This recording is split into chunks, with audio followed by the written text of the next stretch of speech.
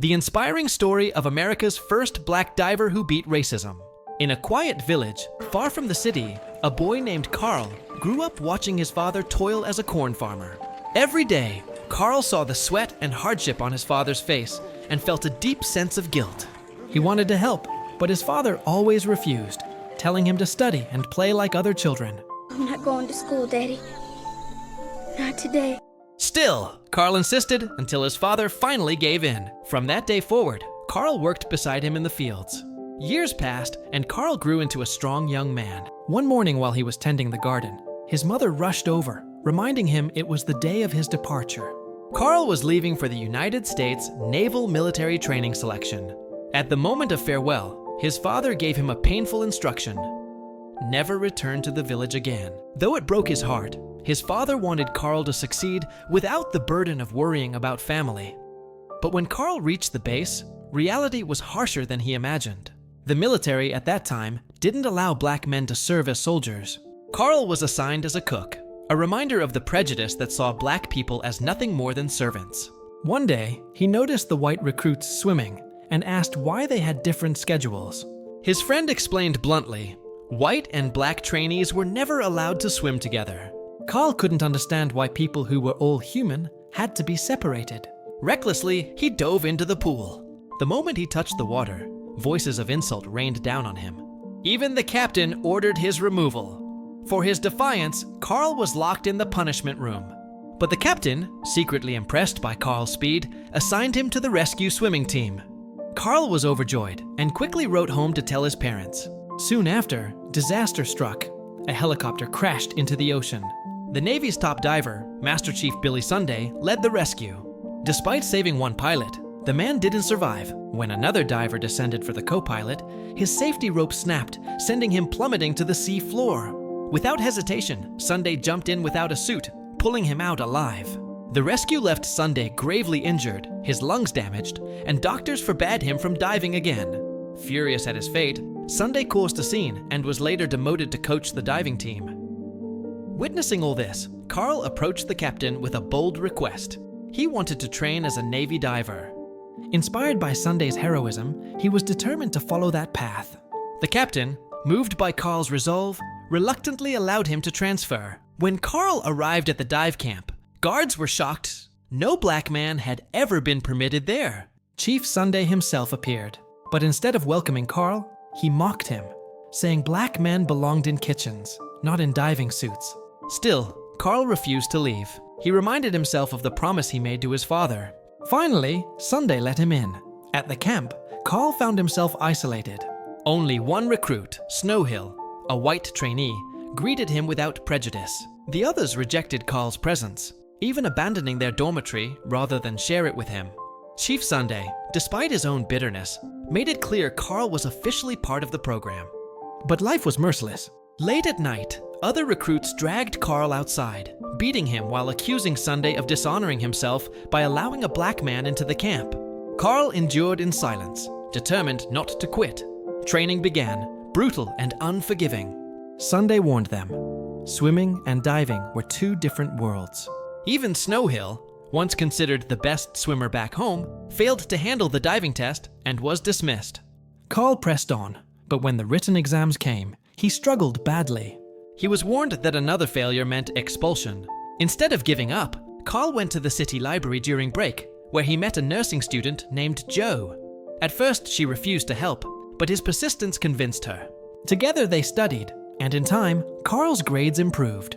Back at camp, Sunday continued pushing the trainees to their limits. During one exercise, two divers named Roar and Ashar were ordered to weld on a sunken ship, but disaster struck again. The vessel shifted dangerously, and Ashar's air hose became trapped. Above the surface, panic spread as their cries for help echoed through the communication lines. With no one else willing, Carl volunteered to go down. Sunday gave him only 5 minutes. 5 minutes before the trapped diver's air ran out. With the heavy 200-kilogram suit crushing his body, Carl descended into the depths. In the chaos below, one diver panicked and abandoned him. But Carl, despite frustration, stayed focused on saving Ashar. Against all odds, he managed to pull off the rescue, proving his courage and determination. Carl's determination never wavered, but recognition still eluded him. During the next ceremony, Chief Sunday read aloud an award from the Navy commander. Everyone expected Carl's name. Instead, the honor was given to Rook. Despite Carl's bravery and sacrifice in saving his comrades, the commander refused to acknowledge his deeds simply because he was black. The injustice stung, but Carl bore it with patience. Slowly, his fellow trainees began to notice his resilience. One by one, sympathy turned into respect, and for the first time, some of them wanted to be his friends. Days later, Carl called home. His mother answered with heartbreaking news. His father had died. Carl was devastated. His mother explained that his father had hidden his illness all this time, not wanting his son to lose focus on his training. Carl wept, feeling the weight of the promise he had made. In his grief, he asked Jo to meet him for comfort, but before she could arrive, another woman approached him. She introduced herself as Chief Sunday's wife. She too was hurting on what should have been her wedding anniversary. Her husband had chosen to celebrate with his Navy comrades instead. She invited Carl to join her at the bar, where Sunday was drinking. When Carl entered, the room fell silent.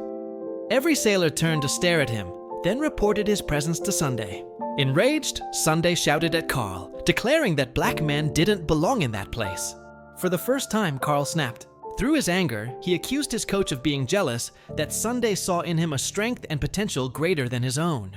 The argument drew Joe's attention, but before Carl could explain, Sunday issued a challenge. A breath-holding contest underwater. If Carl lost, he'd be expelled. If he won, Sunday would allow Snow Hill back into camp. Carl accepted without hesitation. The contest was brutal. Seconds stretched into minutes, but Carl refused to surface. His willpower carried him beyond his limit, and in the end, he won. Exhausted yet triumphant, Carl returned only to realize Jo was gone. He chased after her and found her preparing to leave. Tearfully, she revealed she had accepted a nursing job in another city. Shocked, Carl impulsively proposed, promising that after graduation, he would come to her. The next day, Chief Sunday was summoned by Mr. Pappy, the camp's ruthless overseer. Pappy ordered him not to let Carl pass the final exam under any circumstances. Sunday, who once despised Carl, now recognized his determination and worth. But refusing his superior meant ending his career. He reluctantly passed on the order to Carl. An argument erupted. In his frustration, Sunday smashed Carl's father's old radio, the last memento Carl had left of him. Carl was crushed, but his resolve only deepened. When exam day arrived, Carl stood tall, eyes filled with unshakable confidence. Sunday, seeing that fire, could not deny him. The test began. Bags containing assembly equipment were dropped into the sea. But when Carl's bag was thrown, Pappy ordered it sabotaged. Torn apart underwater, the contents scattered. Carl knew nothing. Hours passed, yet he kept searching piece by piece. Every other trainee surfaced, completing their task, but Carl remained below. Pappy barked commands over the line, ordering Sunday to abandon him. Torn between orders and conscience, Sunday hesitated as the night dragged on. Meanwhile, Jo, sensing something was wrong, rushed back to the base. At last, Sunday made his decision. Defying Pappy, he ordered the other divers to haul Carl up. But before they could, Carl surfaced on his own, exhausted but victorious, having perfectly assembled the gear. Against all odds, he had passed. At graduation, Snow Hill returned with news. The Navy had finally opened training to other black recruits. But there was also bad news. Sunday had been dismissed for defying Pappy. He packed his belongings in silence, but when Carl found his father's radio restored and working, he realized Sunday had secretly repaired it for him. The bond between them, once forged in conflict, was now unspoken respect. Years passed.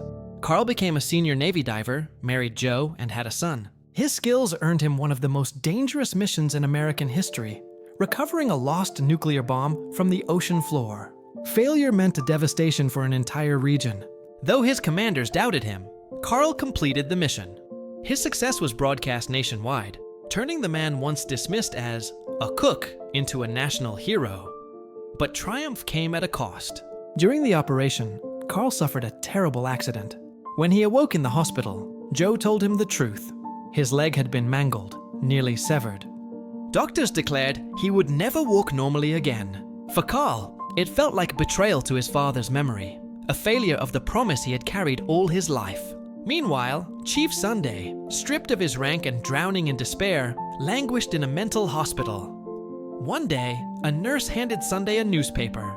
In its pages, he read about Carl's accident. Though broken himself, he knew he had to help his former student. At the hospital, Carl begged the Navy to let him return to duty once healed, but Captain Hanks coldly denied him.